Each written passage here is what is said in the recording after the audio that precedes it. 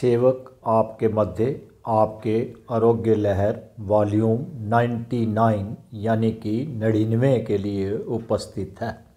सर्वप्रथम आपको कार्तिक मास की पूर्णिमा के शुभ अवसर पर एवं प्रथम गुरु श्री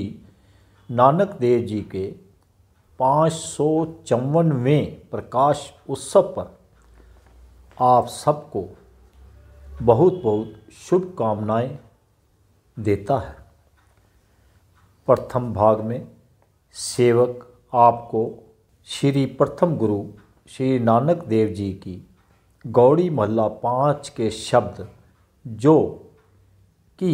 श्री गुरु ग्रंथ साहिब जी के अंक 190 पर शुभायमान हैं एवं गुरु श्री अर्जुन देव जी द्वारा कंपाइल किए गए हैं सुनाने की चेष्टा करेगा एवं आपसे हाथ जोड़कर एवं कान पकड़कर क्षमा चाहता है अगर कोई त्रुटि रह जाए। दूसरे भाग में जैसा कि आपका प्रश्न था आरोग्य लहर वॉल्यूम 97 में कि आज की राजनीति का सतर कितना गिरता जा रहा है एवं संवैधानिक पदों पर आसीन विभूतियां भी किस स्तर पर जा रही हैं, उन पर चर्चा करेंगे एवं माननीय प्रधानमंत्री जी की मन की बात के 107 एपिसोड अभी 26 नवंबर को कंप्लीट हुए हैं, उस पर भी सारांशतः चर्चा करेंगे। तीसरे भाग में अधिकतर बुजुर्ग भाई बहनों के प्रश्न थे कि कोई ऐसी साधारण क्रिया बताएं कि जो बुजुर्ग बेड पर या चेयर पर ही बैठे रहते हैं वह भी अपने आप को स्वस्थ महसूस कर सके। उस पर सेवक एक साधारण सा प्रयोग आपके साथ साझा करेगा। अब आते हैं प्रथम भाग पर। जो शब्द सेवक आपके सामने उच्चारण करने जा रहा है, श्री गुरु नानक देव जी ने इतनी साधारण भाषा में इसको बोला है कि आपको इसका अर्थ समझने में बिल्कुल भी कठिनाई महसूस नहीं होगी। गौरी महला 5वां। जाको अपनी कृपा धारे सो जन रसना नाम उचारे हरि बिसरत सहसा दुख ब्यावे सिमरत नाम भरम भऊ भागे हरि कीर्तन सुने हरि कीर्तन गावे तिस जन दुख निकट नहीं आवे हरि की टहल करत जन सोहे ताको माया अगन न पोहे मन तन मुख हरि नाम दयाल नानक तजियले अवर जंजाल। सारांशता श्री गुरु नानक देव जी हमें यह समझाना चाहते हैं कि जो व्यक्ति तन मन यानी कि हृदय में हरि नाम को बसा लेता है वह व्यक्ति दूसरे सब जंजालों से मुक्त हो जाता है। अब आते हैं भाग 2 पर कि राजनीति का सतर कितना गिरता जा रहा है। जैसा कि आपने मध्य प्रदेश की इलेक्शन रैली में एक शब्द सुना, मूर्खों का सरदार। राजस्थान में सांड और दूसरी रैलियों में पनौती, न जाने इतने इस प्रकार के कितने वर्ड आपने इन 5 राज्यों के इलेक्शंस में सुने होंगे। दूसरी तरफ आपने माननीय सर्वोच्च न्यायालय की हमारे माननीय राज्यपालों के खिलाफ कितनी टिप्पणियां सुनी होंगी, खास करके उन राज्यों की जहां पर या तो अपोजिशन पार्टी की सरकार थी या है, जैसा कि केरल, कर्नाटक, पंजाब, छत्तीसगढ़, महाराष्ट्र आदि की असेंबली में 2-2 साल से पास बिलों को भी दबाए रखा गया। दूसरा, छत्तीसगढ़ में आपने राजनीतिक रैलियों में रूलिंग पार्टी के टॉप मोस्ट लीडर्स के बयान सुने होंगे कि माननीय मुख्यमंत्री श्री भूपेश बघेल जी को 508 करोड़ रुपए महादेव ऐप द्वारा मिले, लेकिन सेवक कल ही न्यूज़ सुन रहा था, देख रहा था कि जिस व्यक्ति के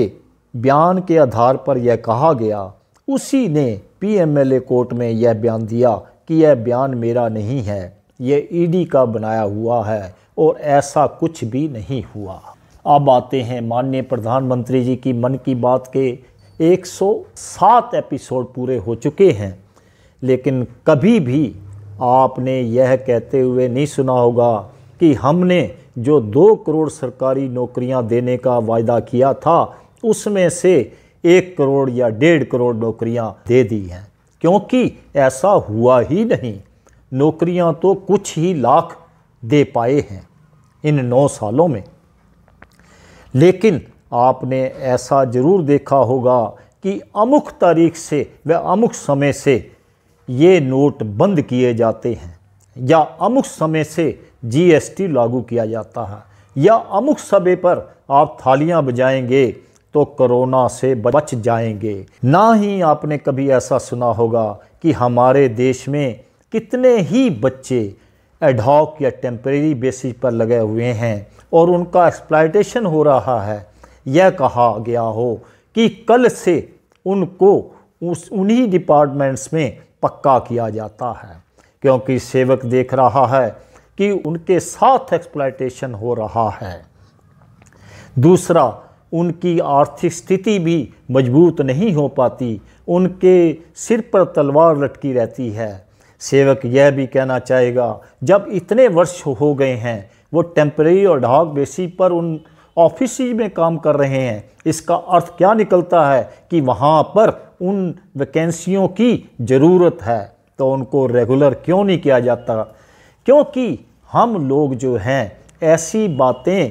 करने में सक्षम ही नहीं हो पा रहे, ना अपने नेताओं से ऐसे प्रश्न पूछ पाते हैं, और हम इतने सिंपल और इतने साधारण हैं कि सेवक सब बाबाओं से माफ़ी चाहते हुए सिर्फ उन बाबाओं और पॉलिटिशियन के लिए ये वर्ड यूज़ करने जा रहा है जो ऐसा करते हैं कि सो कॉल्ड बाबाओं या सो कॉल्ड राजनीतिज्ञों की इन मीठी मीठी बातों के चक्करों में आकर फंस जाते हैं। आपसे सेवक यह प्रार्थना करेगा कि आप आने वाले दिनों में जब भी वोट पड़ें तो अपने विवेक का प्रयोग करें, ना कि ऐसी बातों में। अब आते हैं तीसरे व अंतिम भाग पर कि आपने कहा था कि जो बुजुर्ग बेड पर लेटे रहते हैं या चेयर पर बैठ रहते हैं, उनके लिए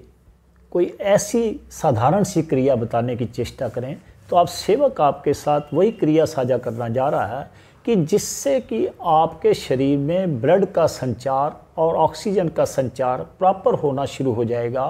आप किसी भी धर्म से बिलोंग करते हैं, चाहे सिख धर्म से, हिंदू धर्म से, मुस्लिम धर्म से, ईसाई धर्म से, अपने उसी नाम को अपने शब्दों में मन ही मन में या बोल सकते हैं तो बोलते हुए आप तालियां बजाएंगे, जैसे राधे राधे हा हा हा, राधे राधे हा हा हा, वाहिगुरु वाहिगुरु हा हा हा, वाहिगुरु वाहिगुरु हा हा हा, आमीन आमीन हा हा हा, आमीन आमीन हा हा हा। अगर आप 15-20 मिनट भी ऐसा करेंगे तो आप देखेंगे आपके शरीर में, आपके चेहरे पर कांति आनी शुरू हो जाएगी, क्योंकि इससे आपके शरीर में ब्लड और ऑक्सीजन, जब इन दोनों का आपस में मिलन होगा तो आपके ब्लड सेल्स धीरे धीरे स्ट्रांग होने शुरू हो जाएंगे तथा आपके चेहरे पर इसका असर नज़र आना शुरू हो जाएगा। जैसे ही आप चलने फिरने में सक्षम होने शुरू हो जाएं तो आप सेवक आपसे प्रार्थना करेगा कि थोड़ा बहुत ज़रूर चलें फिरें। आप सेवक आपसे इस वॉल्यूम को समाप्त करने की अनुमति चाहता है। जय हिंद, जय भारत।